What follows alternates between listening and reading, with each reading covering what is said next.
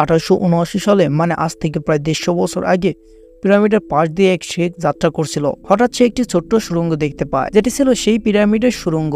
সুড়ঙ্গটি দেখার পর সেই লোকটি সুড়ঙ্গের ভেতরে কি আছে দেখার জন্য সেই সুড়ঙ্গে প্রবেশ করে। ভেতরে ঢোকার পর সেই লোকটি পিরামিডের ভেতরে একটি গোপন চেম্বার দেখতে পায়, যেটির দেয়ালে অনেক ধরনের লেখা এবং কারুকাজ করা ছিল। মানে এটি সেই জায়গা যেটি আর্কিওলজিস্ট আর রিসার্চারদের হয়রান করে রেখেছিল। সেদিনের পর থেকে সারা পৃথিবী জানতে পারে যে পিরামিডের ভেতরে একটি গোপন চেম্বার আছে, যার উপর আজ পর্যন্ত রিসার্চ চলছে। এই ভিডিওর পার্ট 1 আমরা দেখেছিলাম কিভাবে 4500 বছর আগে পিরামিড তৈরি করা হয়েছিল।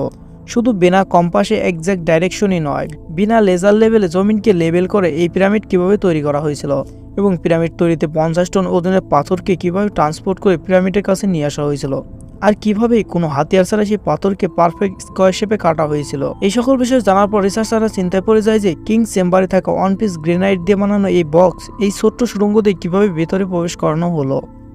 পিরামিডকে বানানোর আসল কারণ কী ছিল, আর রোবোটিক ক্যামেরা যখন পিরামিডের ভেতরে পাথরকে ছিদ্র করে তো সেটি ভেতরে এমন কী দেখিয়েছিল যা আগে 4500 বছর কেউ দেখেনি।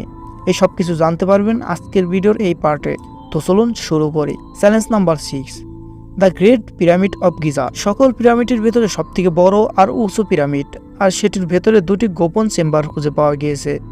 একটিকে কিং চেম্বার আর অপরটিকে কুইন চেম্বার নাম দেওয়া হয়েছে। যখন প্রথমবার কিং চেম্বারে রিসার্চারদের টিম গিয়েছিল তখন তারা সেই চেম্বারে এমন জিনিস দেখতে পায় যেটি তারা ধারণা করতে পারেনি। সেখানে 4500 বছরের পুরনো গ্রেনাইট দিয়ে বানানো এক এমন বক্স দেখতে পায় যেটি ভেতর থেকে খালি ছিল। কিন্তু অবাক করার মতো জিনিস চেম্বার গ্রেনাইটের বক্স পাওয়া নয়। এক্সপার্টরা এটি দেখে অবাক হয়েছিল যে এই চেম্বারের ভেতরে আসার রাস্তা শুধু এই ছোট্ট সুড়ঙ্গ, যেটির ভেতর দিয়ে মানুষের প্রবেশ করাই অনেক কষ্টকর। তাহলে এই 1 পিস গ্রেনাইটের বক্স ভেতরে কিভাবে আসলো? এরপর কয়েক বছর রিসার্চের পর জানতে পারা যায় যে প্রথমে কিং চেম্বারকে তৈরি করা হয়েছিল, তারপর গ্রেনাইটের বক্সকে বানানো হয়েছিল এবং তারপর চেম্বারকে সিল করে শুধু এই ছোট্ট সুড়ঙ্গকে তৈরি করা হয়েছিল। চ্যালেঞ্জ নাম্বার 7, 4500 বছর আগে এমন কোন লোক ছিল যার মাথায় এই পিরামিড বানানোর মতো এত মুশকিল কাজ করার চিন্তা এসেছিল? এটি এমন একটি প্রশ্ন যার উত্তর কখনো কোনো রিসার্চার দিতে পারেনি। কিছু লোক বলে এই মুশকিলের কাজ গোলামের মাধ্যমে করা হয়েছিল, আর এই গোলামগুলো ইজিপ্টের কেউ নয়। এই গোলামগুলোকে জোর করে ধরে নিয়ে আসা হতো এই কাজ করার জন্য। কোথাও এমন কথা শোনা যায় যে 1000 বছর আগে পৃথিবীতে এলিয়েন এসেছিল যারা এই পিরামিডকে বানিয়ে চলে গিয়েছিল। কিন্তু এক্সপার্টরা কয়েক বছর মেহনত করার পর এমন প্রমাণ খুঁজে পায় যা এই সব থিওরিকে পরিবর্তন করে দেয়। জি হ্যাঁ, এক্সপার্টরা যখন সেখানে ওয়ার্কারদের হাড্ডি খুঁজে পায় তখন তাদের এমন কিছু নজরে পড়ে যা দেখার পর সকল থিওরি রিজেক্ট হয়ে যায়। কিছু হাড্ডিতে চোট লেগেছিল আর কিছু সার্জারি হয়েছিল। রিসার্চাররা মনে করে যে লোকগুলো পিরামিড বানিয়েছিল তারা কেউই সুস্থ ছিল না, কারণ পিরামিডের কাজের পাশাপাশি তাদের মেডিকেল ট্রিটমেন্ট হয়েছিল। কিন্তু পুরোনো দিনে গোলামদের উপর এমন অ্যাটেনশন দেওয়া হতো না। শুধু এইটুকুই নয়, রিসার্চাররা সেই হাড্ডিগুলোকে রিকনস্ট্রাক্ট করেছিল, যেটি থেকে জানা যায় পিরামিডকে বানানোর লোকগুলো দেখতে কেমন ছিল। চ্যালেঞ্জ নাম্বার 8, এখন যখন এই এভিডেন্স সামনে এলো যে এই পিরামিডকে না কোনো এলিয়েন বানিয়েছে আর না কোনো অন্য জগতের কেউ, তাহলে এখন এটি জানা বাকি রয়ে যায় যে কতগুলো মানুষ মিলে এই বিশাল স্ট্রাকচারকে বানিয়েছিল। কারণ আজকাল যে কোনো কনস্ট্রাকশনের কাজে মানুষের থেকে বেশি মেশিনের ব্যবহার হয়ে থাকে। তারপরও অনেক বড় বড় প্রজেক্ট শেষ করতে 2 থেকে 3 বছর সময় লেগে যায়। কিন্তু 1000 বছর আগে না তাদের কাছে কোনো মেশিন ছিল আর না মডার্ন টুলস। তো ধারণা করা যায় যে একটি পিরামিড তৈরি করতে অনেক বেশি লোক প্রয়োজন হয়েছিল। কিন্তু কিভাবে?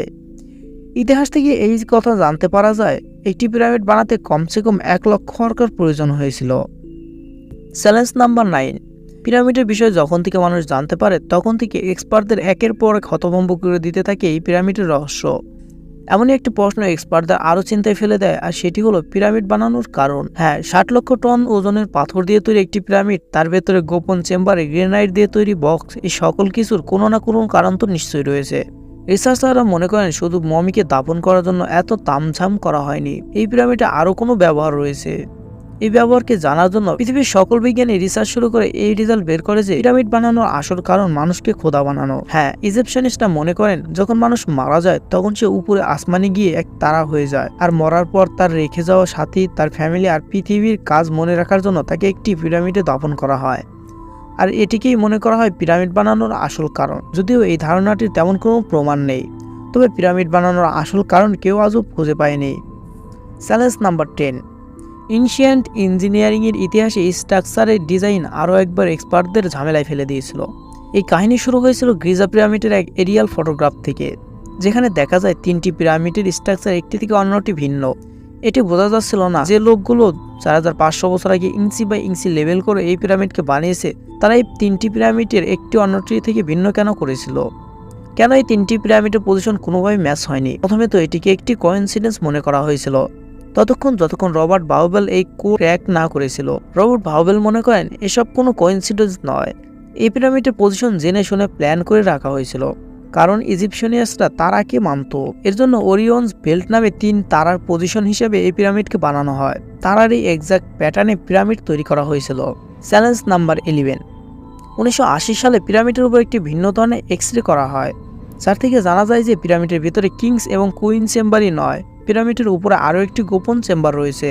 ডক্টর জাহি হায়েস মনে করেন এই সেই সিক্রেট চেম্বার যেখানে এই পিরামিডের কোনো না কোনো রহস্য লুকিয়ে রয়েছে। এই সিক্রেট চেম্বারে কি লুকিয়ে আছে দেখার জন্য 5 বছর পরিশ্রম করার পর ওই সময় একটি রোবোটিক ক্যামেরা তৈরি করা হয়, যেটিকে 1993 সালে এই ছোট্ট সুড়ঙ্গ দিয়ে প্রবেশ করানো হয়। ঠিক 200 ফিট যাওয়ার পর রোবোটিক ক্যামেরা থেমে যায়, কারণ ক্যামেরাটির সামনে পাথরের দেওয়াল ছিল যার সাথে 2টি কপারের হ্যান্ডেল লাগানো ছিল। কিন্তু এক্সপার্টরা দেখতে চেয়েছিল ওই পাথরের দেওয়ালের পিছনে কি এমন রয়েছে যেটি 4500 বছর কেউ দেখেনি।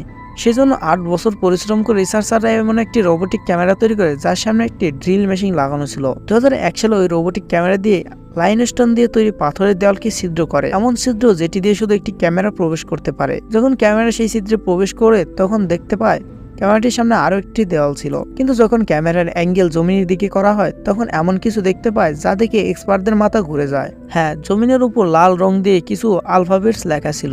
এই আলফাবেটসকে পুরো সিল করে রাখা হয়েছিল। না এই লেখাগুলো এক্সপার্টরা বুঝতে পারে আর না এই লেখাগুলোর কারণ তারা বুঝতে পারে। কিন্তু ডক্টর জাহি হায়েস মনে করেন যে দ্বিতীয় পাথরের দেওয়ালের পিছনে আরো একটি সিক্রেট চেম্বার রয়েছে, আর সেই চেম্বারে এমন কিছু রয়েছে যা 4500 বছর আগে কেউ দেখেনি। হতে পারে সামনে কোনো না কোনো বছর দ্বিতীয় কোনো রোবোটিক ক্যামেরা দ্বিতীয় চেম্বারের রহস্য খুলে দেবে। এ ব্যাপারে আপনার কি ধারণা কমেন্ট করে জানান। আর ভিডিওটা ভালো লাগলে এটি লাইক করুন, আর এই ধরনের ইন্টারেস্টিং ভিডিও পেতে চ্যানেলটিকে সাবস্ক্রাইব করে রাখতে পারেন। ধন্যবাদ পুরো ভিডিওটা দেখার জন্য।